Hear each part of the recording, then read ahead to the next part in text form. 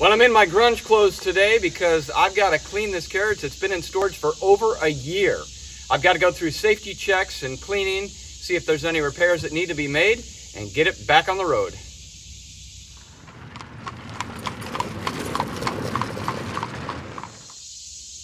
So when we packed this up over a year ago, we were very careful to make sure that there wasn't any damage in storage. One thing we did was we sealed up the backside, and we also put a cover over the top of it, and we disconnected the battery. And luckily, the friend who was storing it had cats, and the cat slept inside, keeping the mice out, and our cat slept inside here in our barn, and that keeps mice out. Now, I can get rid of cat hair, that's not a big deal. But we want to check for safety because we've got to check each one of these bearings on the wheels and to make sure they're tight and they're well greased, that they haven't dried out.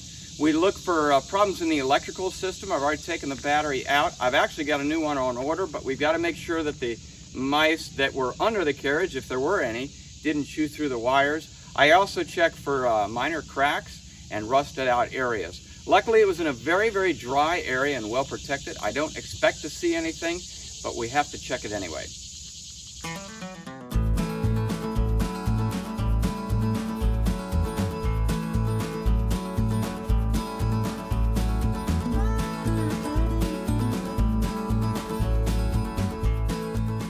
So I always start with a thorough wipe down, and the reason I do that is I check every nut and every bolt. And interestingly enough, sorry about that, right here I found a loose bolt.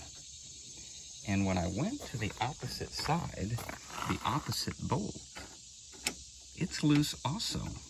Now there's a nylock on the bottom of that, so there's no risk of it falling out. But it's interesting that both that bolt and its counterpart on the outside are both loose. Don't quite know what led to that, but we're gonna fix it. So I repacked these bearings right before I stored it. I like to do that. And I'm just gonna check them though. They've got a nice set screw here. It's real easy to release the hub.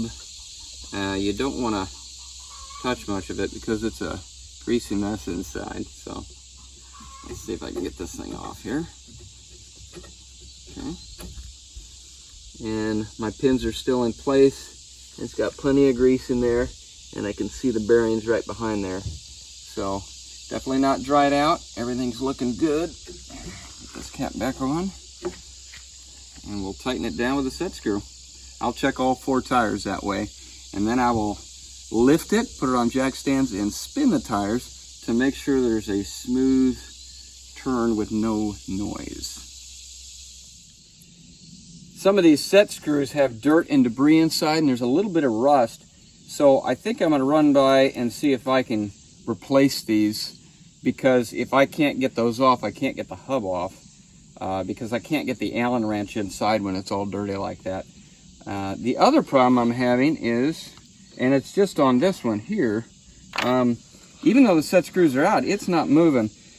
We did have these wheels repainted, and I'm wondering if maybe that paint wasn't entirely cured, which it should have been, because I did a lot of work after that. But I might have to take a pipe wrench to actually get this off. So we're going to go at it and see if we can get it off. So I got this hub off with a pipe wrench, and these were also powder coated, and it kind of looks like the powder coating was actually sticking to the hub. So I'm going to sand that out just a little bit, maybe put a touch of grease around the outside there, because these set screws keep it on pretty well. So I'm going to be able to get this off whenever I need to. So I'm going to go ahead and try to fix that.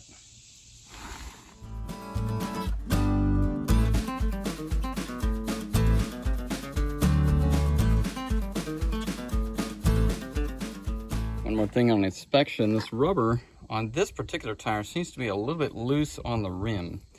Now these tires actually have steel cables running through the middle of them, and they're tightened on there and then released from a machine so that the rubber kind of sucks into the rim.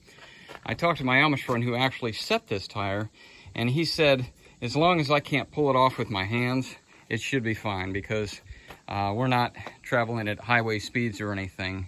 So sometimes they relax a little, and the next time I go in, I'll probably bring the wheel and have him tighten it up a bit, but for now it's fine. I used to use lead acid batteries in there. In fact, when I first got it, there were two 12-volt lead acid batteries in there. And the problem with lead acid, they're not designed to discharge more than about 80%. And these lithiums will go all the way down to darn near zero, or zero even, without damaging them. And the other thing about the lead acid is they're designed, most of those are designed for starting, which will pump out an impressive 750, 770 starting amps, cold cranking amps, but you don't need that when you're just powering lights. You don't need maximum amperage coming out. You need a little bit of amperage for a long time, and that's what these lithium iron phosphate batteries are absolutely ideal for. This one can actually put out about 15 amps at any given time, but you know, that's plenty. You know, I'll probably be drawing 6 amps on those lights. And the difference in this battery is it's about 2.5 pounds. So this is the old lead acid I took out of there. And you can see the difference. That bottom one weighs about 70 pounds. And the top one weighs about 2.5 pounds. And there. So very small. They recommended that the Genius charger was the best one for it. It's got a lithium setting down there. And I checked the voltage and I just ran it through real quick to make sure it was 100% before I put it in there. But we'll see how this does. One issue I have, in fact I can unplug this now, it's all done, is the terminals. Well, as luck would have it, I went to my electric toolbox and I had these female tab connectors that fit perfectly on the little tabs for the battery. So I just snipped off the old 3/8 ring terminals that went to the lead acid battery, and that's pretty corroded. And I put those on there. So it's nice and tidy. Kind of entertaining to see that tiny little battery in there, but the terminals are on. Let's go around back, take a look. You can probably hear the flashers going there. It's kind of bright out here, but the flashers are going. So we have a functioning carriage now. So I was a little concerned about that battery bouncing around in there. So I went and grabbed a couple of scraps from the barn and made a little pocket that it can sit into, and that way it won't slide around inside the compartment. So let's go put this in. That works just perfect. It shouldn't go anywhere. Well, he's gotten the carriage all fixed up, got the shafts put on. So I have harnessed up Grace and we're about to take it for a test drive, just as one last safety check.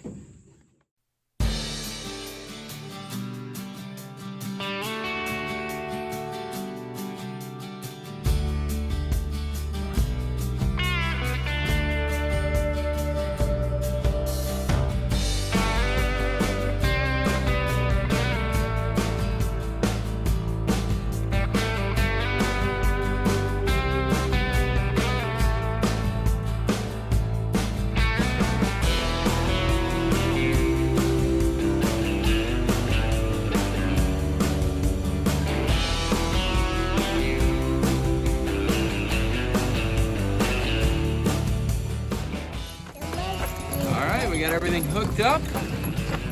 It's rolling just fine. The girls are enjoying their ride. Kyla likes to wave at all the cars. And we are ready to hook up for a parade this weekend.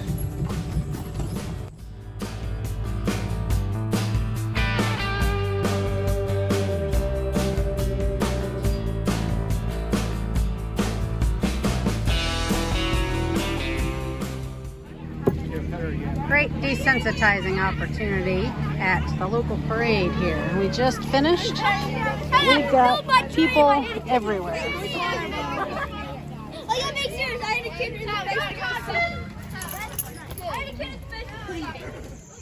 Well, that worked out well. The carriage is up and running, and Grace is out of her stall and getting some exercise and having a little bit of fun. Thanks for joining us. If you haven't subscribed, please do so. And if you have, leave a comment. We'd love to read them.